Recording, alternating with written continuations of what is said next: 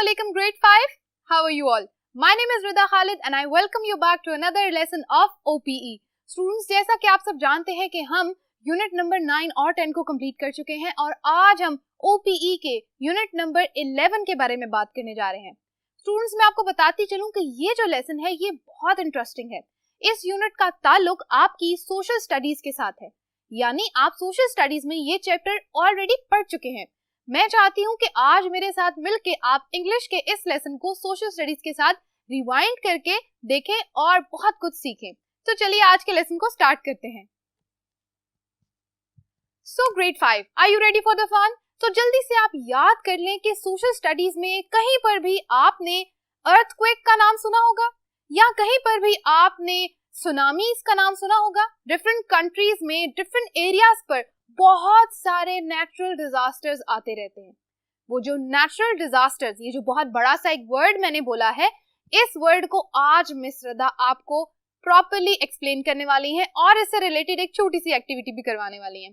तो चलिए आज के काम को स्टार्ट करते हैं। बोर्ड पे देख लें यूनिट नंबर 11 जिसका हमारा टाइटल है हॉट रॉक्स। वो कौन से पत्थर हैं जो गर्म हैं और वो कहां से आते हैं, तो हम इस बारे में स्टडी करने वाले हैं। हम स्टडी करेंगे जियोलॉजी की, यानी कि अर्थ की स्टडी करेंगे, जियो की स्टडी। ऑलराइट, तो थोड़ी सी जियोलॉजी को भी इसमें ले आएंगे। आज का जो हमारा यूनिट है लिसनिंग एंड स्पीकिंग। तो बच्चों, आज की जो लिसनिंग एंड स्पीकिंग एक्टिविटी है, इसके अंदर यहाँ पर कोई भी डायलॉग नहीं दिया गया जैसे हमारे नॉर्मली लेसन में होता है। यहाँ पर हमें बुक की बैक पे, यानी आपकी स्टूडेंट बुक की लास्ट पेजेस जो है, वहां पर एक लिसनिंग कॉम्प्रिहेंशन दी गई है। अब मिस रिदा आपको वो पढ़ के तो नहीं सुना सकती, लेकिन मैं चाहती हूँ कि मेरे स्टूडेंट्स उनको खुद से पढ़ लें। तो जब आज के लेसन के उस पार्ट की तरफ हम जाएंगे तो आपका मुझसे एक वादा है कि आप अपना काम जरूर पूरा करेंगे। ऑलराइट, तो आप उस लिसनिंग कॉम्प्रिहेंशन को खुद से स्टडी करेंगे। तो आज हम दो बातें सीखेंगे। सबसे पहले बात करते हैं वोकैबुलरी की। वोकैबुलरी के अंदर हमने एक बात सीखनी है जिसका नाम मैं आपको बता चुकी हूँ, नेचुरल डिजास्टर। बच्चों, नेचुरल डिजास्टर क्या होता है, इसकी डेफिनेशन मैंने यहाँ लिखी है। और नेचुरल डिजास्टर कहाँ कहाँ आते हैं, किन कंट्रीज में स्पेशली क्या क्या आता है, इसका ताल्लुक बहुत ज्यादा उनके वेदर और क्लाइमेट से भी होता है। जहां बहुत ह्यूमिडिटी होती है, जहां बहुत ज्यादा रेनफॉल होती है, या जो भी इस तरह के जितने भी फिजिकल फीचर्स होते हैं किसी भी जगह के, जैसे हिली एरियाज हैं, माउंटेनियस एरियाज हैं, इन एरियाज में डिफरेंट किस्म के नेचुरल डिजास्टर्स होते हैं। जैसे लैंड है जहां हम रहते हैं, यहाँ पर किस तरह के मौसम है, जैसे पाकिस्तान और लाहौर की अगर हम बात करें, यहाँ पर कैसे मौसम है, किस तरह का वेदर यहाँ होता है, उसके लिहाज से गॉड फॉरबिड यहाँ पर जितने भी नेचुरल डिजास्टर्स आते हैं उसका रीजन क्या होता है, आज हम उसको स्टडी करने वाले हैं। बहुत इंटरेस्टिंग टॉपिक है। ऑलराइट, सो सबसे पहले मैं आपको बताऊं नेचुरल डिजास्टर की जो डेफिनेशन है वो मैंने यहाँ लिखी है। ये आपकी बुक में अवेलेबल नहीं है, तो बच्चों इसको गौर से सुनो। A natural event that causes a lot of damage and loss. पहले तो इस बात को समझ ले, a natural event, natural event, हमें पता चल रहा है कि एक ऐसा इवेंट, एक ऐसी हैपनिंग जिसके पीछे किसी का कोई ताल्लुक नहीं है। ठीक है, नेचुरल इवेंट ऐसा जो कहां से आ रहा है, अल्लाह ताला की तरफ से आ रहा है। ठीक है, कैसे आ रहा है, अल्लाह ताला खुद से कर रहे हैं। क्यों कर रहे हैं? क्योंकि हमारी अर्थ के ऊपर, मैंने आपको जैसे बताया, डिफरेंट एरियाज होते हैं, हर एरिया का एक डिफरेंट फिजिकल फीचर होता है। सो डिफरेंट फिजिकल फीचर और अर्थ की मूवमेंट के साथ नेचुरल डिजास्टर्स आते हैं। They are supposed to be there, alright? इसीलिए क्या कहते हैं हम, कोई शख्स इसको नहीं कर रहा है, अल्लाह ताला की तरफ से आते हैं, तो हम इसको कहते हैं नेचुरल इवेंट।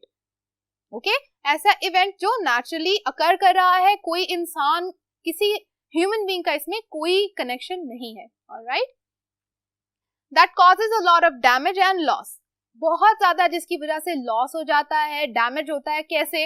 अर्थ को डैमेज होता है, बिल्डिंग्स को डैमेज होता है, पीपल यानी ह्यूमन बीइंग्स को डैमेज होता है, इवन एनिमल्स को होता है। ठीक है, तो नेचुरल डिजास्टर के अंदर सारी लिविंग थिंग्स यानी पूरी अर्थ शामिल होती है, सबको ही डैमेज और लॉस होता है।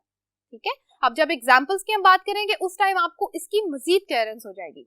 ओके, सच एज फ्लड, जैसा कि फ्लड्स आते हैं। ठीक है, अर्थक्वेक, जलजले आते हैं, हरिकेन्स, हरिकेन्स आते हैं, हमने देखे होंगे। ठीक है, एंड वोल्केनोस। ठीक है, ये 4 एग्जांपल्स मैंने यहाँ पे बेसिक लिखी हैं। इनके बारे में आपने कहीं ना कहीं किसी मूवी में, किसी अपने बड़े से कहीं तो सुना होगा। ऑलराइट, आज की वोकैबुलरी के जो वर्ड्स हैं वो मैंने लिस्ट डाउन किए यहाँ पे। ये वोकैबुलरी के वही वर्ड्स हैं, कौन से? नेचुरल डिजास्टर्स, दुनिया में, पूरी दुनिया में जो फेमस नेचुरल डिजास्टर्स हैं वो कौन कौन से हैं, यानी बहुत ज्यादा जो आए हैं पिछले कुछ ईयर्स में डिफरेंट कंट्रीज में, हमने उनके बारे में आज पढ़ना है।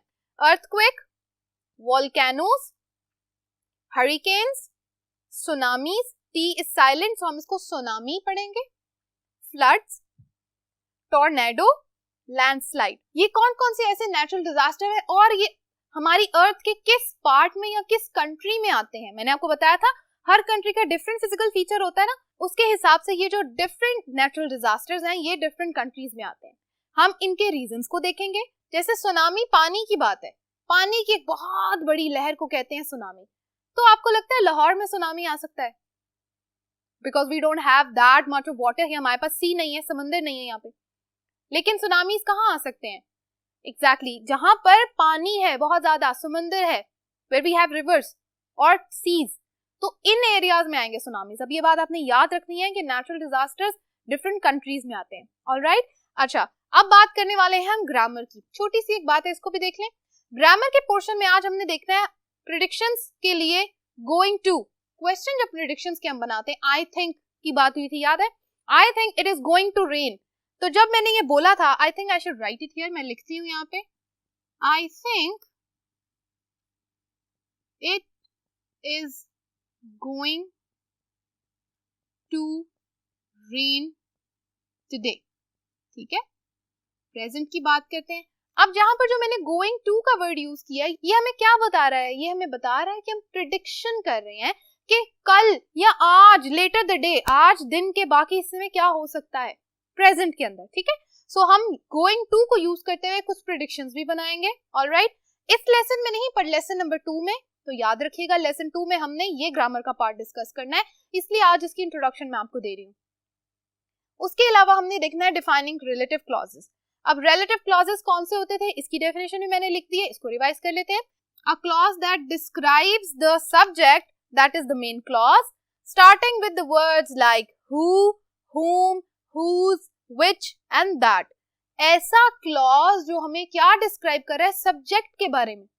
याद है ना कि हमें क्या बता रहा है? वो सब्जेक्ट के बारे में बता रहा है, जिसको हम मेन क्लॉज कहते हैं। और वो वर्ड्स कहाँ से, इन वर्ड्स से स्टार्ट हो रहे हैं। वो जो रिलेटिव क्लॉज है वो कहाँ से स्टार्ट होता है? who, whom, whose, which and that। ये कुछ ऐसी रिलेटिव प्रोनाउंस है जो मैंने लिखी है, जिसको मिलके क्या बनाता है? Relative clauses. अगर आप रिलेटिव क्लॉजेस के बारे में वीडियो देखना चाहते हैं तो बच्चों सर्च करें, सर्च बार में जाके रिलेटिव क्लॉजेस मिस रिदा और एलाइट स्कूल्स, तो वहां पर आपको जो वीडियो आएगी उस वीडियो में आप रिलेटिव क्लॉजेस वाली वीडियो देख सकते हैं। ऑलराइट, तो यहां तक की बात आई होप आपको समझ आ गई होगी। तो बच्चों चलो आज की एक्टिविटी को स्टार्ट करते हैं, जो कि है वेरी इंटरेस्टिंग। ऑलराइट स्टूडेंट्स, तो आज की एक्टिविटी जो है वो है पिक्चर्स को मैच करने की। Match the pictures to the description. अब जो वोकैबुलरी के 6 वर्ड्स मैंने आपको बताए थे, इन 6 वर्ड की 6 पिक्चर्स आप देख सकते हैं आपकी बुक पे भी, और यहाँ बोर्ड पे भी 6 पिक्चर्स आप देख सकते हैं। ये 6 पिक्चर्स हैं उन्हीं नेचुरल डिजास्टर्स की जो around the world different countries में होते हुए आपने कभी देखे हैं? ओके, तो अगर नहीं देखे तो आज हम इनको देखने वाले हैं। ये जो पिक्चर्स आप देख रहे हैं, इन पिक्चर्स में भी, और अगर आप मजीद इसके बारे में बच्चों को इन्फॉर्मेशन देखना चाहते हो तो गूगल पे जाके 1 by 1 इन वर्ड्स को टाइप करो, सर्च करो, या इससे रिलेटेड वीडियोस भी आप यूट्यूब पे देख सकते हो। ठीक है, तो जब आप वो वीडियोस को देख लोगे और उन पिक्चर्स को गूगल से देख लोगे तो आपको आइडिया हो जाएगा मजीद इन पिक्चर्स के अलावा कि ये नेचुरल डिजास्टर्स कहाँ कहाँ और कैसे होते हैं। ऑलराइट, तो ये जो पिक्चर्स हैं इनसे आपको थोड़ा बहुत तो ये डिफाइन हो रहा है कि कौन सी चीज कैसे है। तो आइए अब जो डिस्क्रिप्शन यहाँ लिखी है, इस डिस्क्रिप्शन को पढ़ते हुए हम फिल करते हैं कौन सा नेचुरल डिजास्टर एक्चुअली क्या होता है। ऑलराइट, ओके जी। A, A dash is a very strong narrow windstorm like a cyclone। Cyclone हमने पढ़ा था ना कि एक ऐसी तेज हवा होती है जो ऐसे साइकिल की तरह होती है, राउंड ऐसे होती है, कोन एंड राउंड, और इतनी ज्यादा तेज होती है कि वो जिस एरिया से गुजरती है अपने इर्द गिर्द जो भी चीज पड़ी होती है, चाहे वो ह्यूमन बीइंग है, चाहे वो कुर्सी है, चाहे वो टेबल है, चाहे वो कोई भी चीज है, उसको अपनी लपेट में लेती जाती है और डिस्ट्रॉय कर देती है। कुछ किसी को नहीं पता चलता कि उसके अंदर क्या है, कहाँ गए वो सब कुछ, लेकिन वो साइक्लोन के अंदर क्या होता है, हर चीज तबाह हो जाती है। ठीक है, ऑलराइट, सो हम बात करते हैं एक साइक्लोन की तरह एक नैरो विंडस्टॉर्म होता है जिसको हम क्या कहते हैं, जिसको हम नाम देते हैं टोर्नेडो। ठीक है, पिक्चर में भी आप देख सकते हो A tornado is a very strong narrow windstorm like a cyclone. Okay ji. B. A dash is a mountain that throws out hot rocks. ऐसा एक माउंटेन, बहुत बड़ा ऐसा पहाड़ जिसके अंदर से गर्म पत्थर आ रहे हैं, जिसको हम लावा का नाम भी देते हैं. याद आ गया? Exactly, the lava mountains. उनको क्या कहा जाता है? उनको कहते हैं हम volcanoes. Volcanoes. Alright, a volcano, or you can write volcano. Okay, it's a singular. A volcano is a mountain that throws out hot rocks. C. A dash is a high wave that travels quickly across the sea. मैंने अभी आपको बताया समुद्र के अंदर बहुत तेज से जो क्या होती है, एक बड़ी सी लहर होती है, जो क्या होता है ना समुद्र में नहीं रहती, सिर्फ जो समुद्र के इर्द गिर्द के जो रिहायशी इलाके होते हैं जहाँ पीपल या ह्यूमन बीइंग्स रहते हैं, वो उनके ऊपर आ जाता है सारा पानी, यानी हमारे लिविंग एरिया में आ जाता है. तो क्या होता है, घर डूब जाते हैं, लोगों की हर चीज, एवरीथिंग दैट दे ओन, वो क्या होती है, बह जाती है पानी में या समुद्र में चली जाती है. ठीक है, तो दैट इज कॉल्ड सुनामी. हमने अभी डिस्कस किया. टी होगा साइलेंट, हम लिखेंगे tsunami. A tsunami is a high wave that travels quickly across the sea. D. A dash happens when part of a hill slides down after heavy rain. Dash happens. क्या एक ऐसा अमल होता है जब क्या होता है, पहाड़ी इलाकों में, जैसे आप नारायण का गान में जाएं तो आपने एक वर्ड सुना होगा, लैंड स्लाइडिंग हो गई. तो लैंड स्लाइडिंग क्यों होती है? क्यों? जब पहाड़ों पे बहुत ज्यादा पानी आ जाता है. आपने देखा होगा ना, पहाड़ के ऊपर छोटे छोटे पत्थर पड़े होते हैं.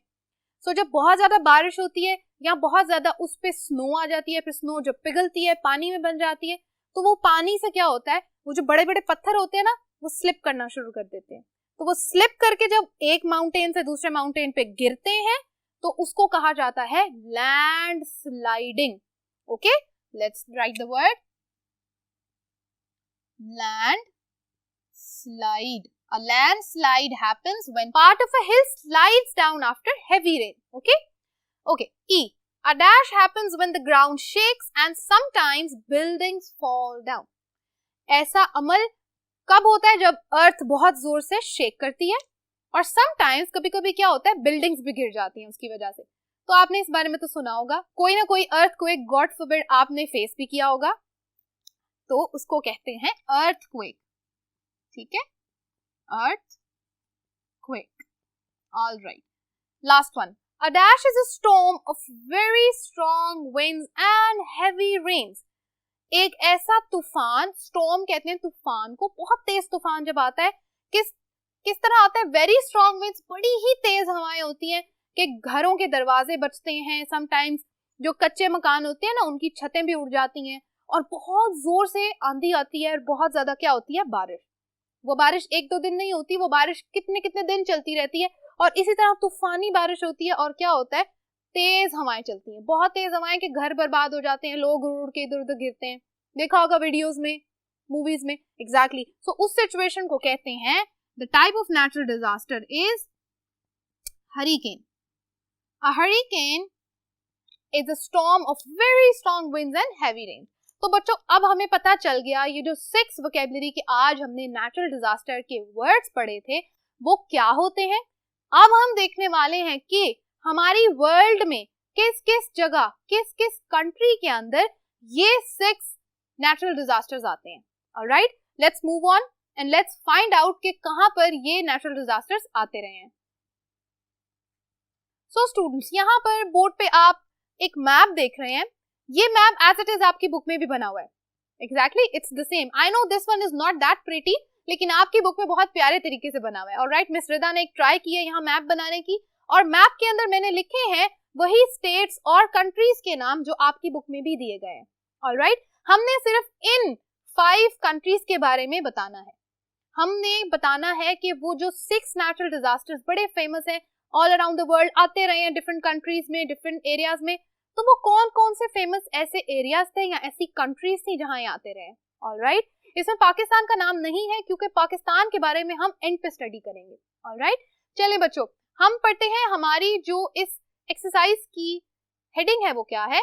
Listen, find the places on the map and then make a list in your notebook. Listen again and write type of disasters next to correct country. आपका काम क्या है, यहाँ देखें, read page number 113 unit 11 lesson 1 exercise 2 part 2। ये जो path पूरा मैंने आपको दिया है, ये आपने क्या करना है, अपनी ओपीई का पेज 113 निकालें जल्दी से, शाबाश। पेज 113 पे यूनिट नंबर 11 के नीचे लिखा है लेसन 1 एक्सरसाइज नंबर 2, दिख रही है, वेरी गुड। एक्सरसाइज 2 के नीचे लिखा है पार्ट 1 एंड पार्ट 2। सो आपने पार्ट 2 को स्टडी करना है। पार्ट 2 के अंदर क्या लिखा है बच्चों, ये जो 5 कंट्रीज के मैंने आपको नाम बताए हैं, इन्हीं 5 कंट्रीज के बारे में इंफॉर्मेशन लिखी हुई है, ठीक है। आपको ये पता चल रहा है कि वो जो फेमस नेचुरल डिजास्टर्स की हमने बात की है ना, वो इन 5 कंट्रीज में कहाँ कहाँ कैसे कैसे हुआ है। तो जल्दी से इसको रीड करें, ये है हमारी आज की लिसनिंग कॉम्प्रिहेंशन। इसको जल्दी से स्टडी करें ताकि हम इस मैप के पार्ट को फिक्स कर सके और सॉल्व कर सके। Well done students, I hope आप ये इसको रीड कर चुके हैं। अब हम क्या करने वाले हैं, अब हम इस पार्ट को फिल करने वाले हैं। मैंने बोर्ड के अगले हिस्से में लिख दी है वो लिस्ट जो हमें यहाँ बनाने के लिए कहा गया था, ठीक है। आपने अपनी नोटबुक के ऊपर क्या करना है, पहले तो आपने बुक के इस पेज के ऊपर सॉल्व करने हैं, यही लिस्ट यहाँ बनानी है, ठीक है। जो काम मैंने बोर्ड के अगले हिस्से में किया है वो आप अपनी बुक के इस पेज पे करेंगे अंडर एक्सरसाइज नंबर 2।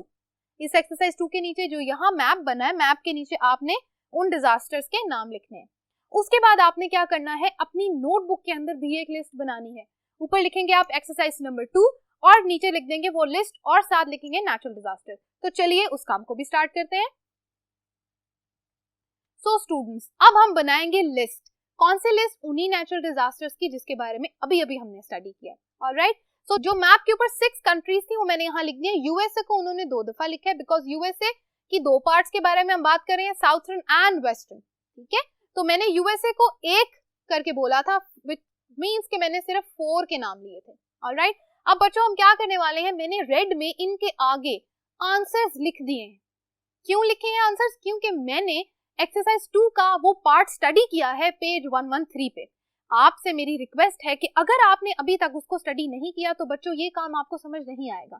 उस पार्ट को स्टडी करें ताकि आपको ये आंसर्स जो यहाँ लिखे हैं मिस श्रद्धा ने रेड में, आपको उनकी समझ आ जाए।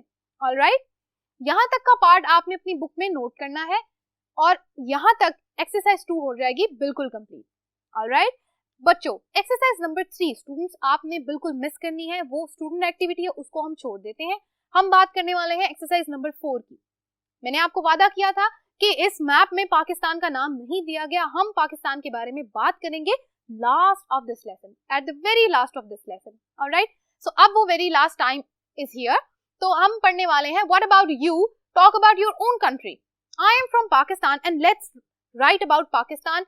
तो पाकिस्तान में ऐसा कौन सा फेमस नेचुरल डिजास्टर है जो ओवर द इयर्स यानी पिछले कुछ सालों में हुआ, जिसकी वजह से क्या हुआ, natural damage and loss. Remember, एक नेचुरल इवेंट हुआ जिसकी वजह से डैमेज हुआ, बहुत ज्यादा लॉस भी हुआ। तो आइए उसको देखते हैं। पाकिस्तान में, नॉर्दर्न पाकिस्तान में यानी पाकिस्तान की नॉर्थ साइड पे, क्या कौन सी north side, Kashmir and Muzaffarabad, Kashmir और मुजफ्फराबाद वाली साइड पे क्या हुआ था, अर्थक्वेक आया, ज़लज़ला आया था। आपने पढ़ा होगा इस बारे में, आप बहुत छोटे होंगे जब आपने इस चीज को, इसलिए शायद आपको याद नहीं होगा, लेकिन एक बहुत ही ज्यादा हेवी अर्थक्वेक आया था। ऑलराइट, डेट क्या थी उसकी, अक्टूबर 8, 2005 में था। आई होप 2005 में आप तो पैदा ही नहीं हुए होंगे। ऑलराइट, ओरिजिन, क्या ओरिजिन था, कहाँ पे आया था, कश्मीर और मुजफ्फराबाद वाली साइड पे, नॉर्थ वाली साइड पे। और कैजुअलिटीज यानी उससे क्या क्या हुआ था, कितनी डेथ हुई थी, कितने लोग उससे इफेक्ट हुए थे, तो क्या था, 90,000 से 1 लाख के दरमियान लोग कैजुअलिटीज में आए थे। इसके अलावा बहुत सारी बिल्डिंग्स का नुकसान भी हुआ था, डैमेज हुआ था, बहुत ज्यादा लॉस हुआ था। अगर आप इसके बारे में कुछ स्टडी करना चाहते हो बच्चों, तो अगेन गूगल पे जाके सर्च करो अर्थक्वेक इन पाकिस्तान और you can write October 8 earthquake 2005। वहां पर आपको बहुत सारी वीडियोस और पिक्चर्स मिल जाएंगी जिससे आपको पता चल जाएगा कि जो डैमेज और लॉस है वो किस तरह हुआ और अर्थक्वेक क्या था और कितने रेक्टर स्केल के, यानी उसकी क्या पोटेंशियल था, कितना तेज था, वो आपको सारी इंफॉर्मेशन वहां मिल जाएगी। Alright students, that's it for today. मुझे आज आपको इस लेक्चर को पढ़ाने में बहुत मजा आया। ऐसे लग रहा है जैसे हम सोशल स्टडीज को स्टडी कर रहे हैं। Alright students, thank you so much for watching today's video. हम कल बात करने वाले हैं लेसन नंबर 3 के बारे में, जो कि है रीडिंग। हम फाइनली रीड करेंगे कुछ नेचुरल डिजास्टर्स के बारे में, एक छोटा सा text. Thank you so much for watching today's lesson. Allah Hafiz.